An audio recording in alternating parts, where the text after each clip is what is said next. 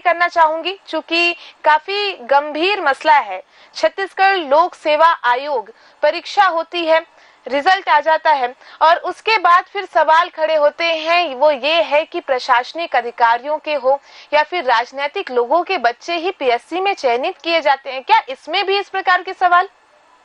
देखिए, इस प्रकार का जो भी चयन होता है, सबसे पहली चीज तो इसमें यह है कि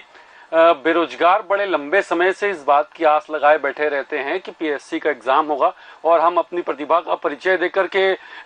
उच्च पदों पर चयनित होंगे। लेकिन जब परीक्षा होती है, परीक्षा के बाद जब परिणाम आते हैं, परिणाम आने के बाद में जो चीजें निकल करके आती है, या तो उस पर कोई वर्ग जा करके कोर्ट में केस कर देता है तो उस केस से लग जाता है, या फिर उसमें इस प्रकार की राजनीति होने लगती है। तो ये उन लोगों के अलावा है, उनके साथ में सीधा सीधा विश्वासघात है जो लोग ईमानदारी से परीक्षा देते हैं और परीक्षा में उत्तीर्ण होकर के एक पद पर चयनित होते हैं, क्योंकि उनके साथ साथ उनका पूरा परिवार जुड़ा होता है, परिवार के विश्वास जुड़ा होता है, परिवार की आशाएं जुड़ी होती है, उनके साथ में ये छलावा है। तो ये कतई उचित नहीं है कि इस प्रकार की स्थितियां निर्मित हो। लेकिन इसका दूसरा पहलू ये भी है कि यदि इस प्रकार के आरोप लग रहे हैं तो ये आरोप क्यों लग रहे हैं, ये कहीं न कहीं उन लोगों पर प्रश्न चिन्ह खड़े करते हैं जो लोग इस पूरी परीक्षा के जो प्रणाली होती है उसमें शामिल होते हैं। और उसके बाद में जब ये परिणाम आ रहे हैं, परिणाम आने के बाद लगातार ये आरोप लग रहे हैं, अधिकारियों के बच्चे का आना या राजनेता के बच्चे का आना, मैं इसको कहीं गलत नहीं मानता। लेकिन यदि वो मेरिट के आधार पर आया है,